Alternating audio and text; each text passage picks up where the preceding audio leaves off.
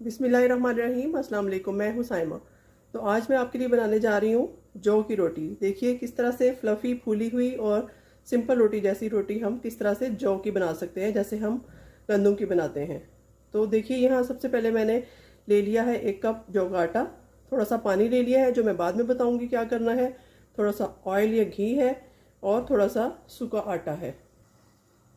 तो यहाँ पर देखिए मैंने 1 से 1.5 कप के करीब पानी लेके इसको बॉईल कर लिया है। हल्का सा नमक ऐड कर लूँगी इसमें, 1/3 टीस्पून।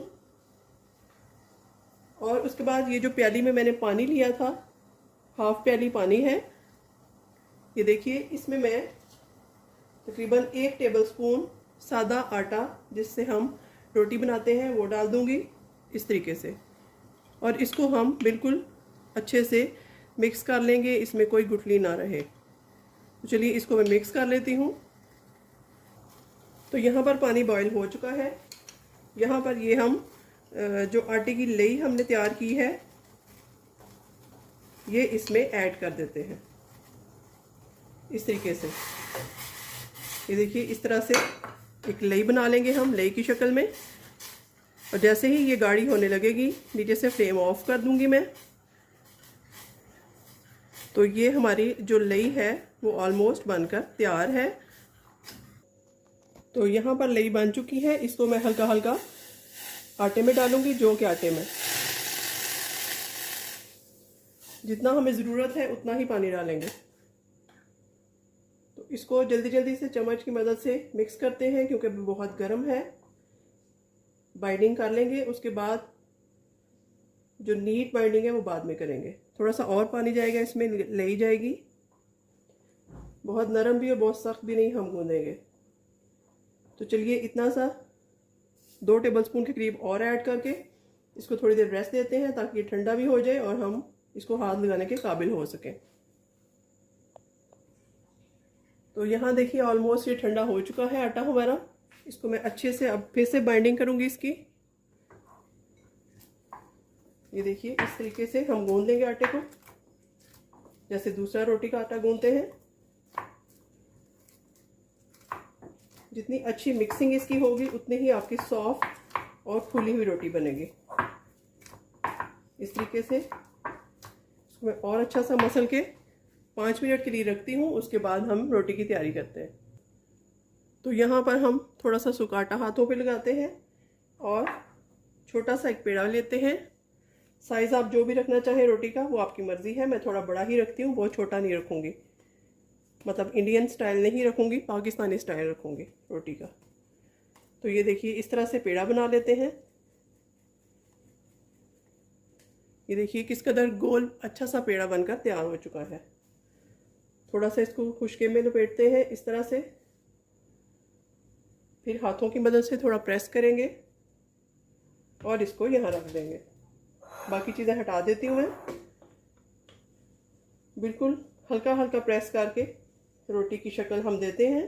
आपने देखा कि मैंने उसी वक्त आटा गूंदा और उसी वक्त से रोटी बनाना शुरू कर दी, फिर भी हमारी रोटी फट नहीं रही और बहुत अच्छे से हम इसको बेल रहे हैं। तो चलिए रोटी बेल चुकी है।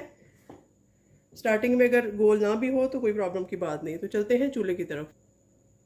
तो यहाँ मैंने तवे को रख दिया था ताकि हीट अप हो जाए।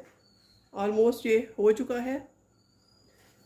तो अब इस पे ये हल्के हाथों से हम रोटी डाल देते हैं, जो रोटी अभी हमने बेली थी। आप देखेंगे कि बिल्कुल गोल बनी है।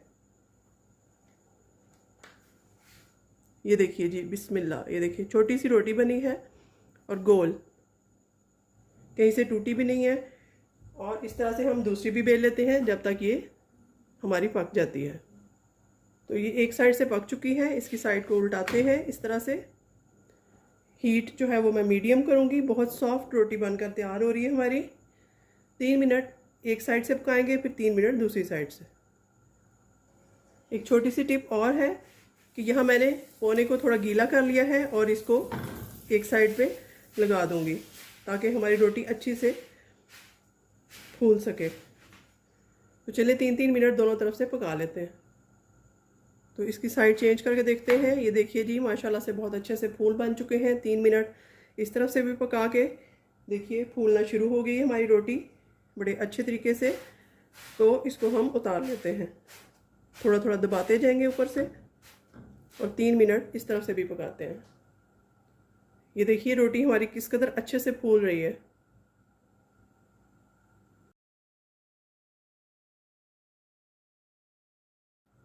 तो यहाँ पर ये रोटी बन चुकी है, इसको उतार लेते हैं और दूसरी वाली डाल देते हैं।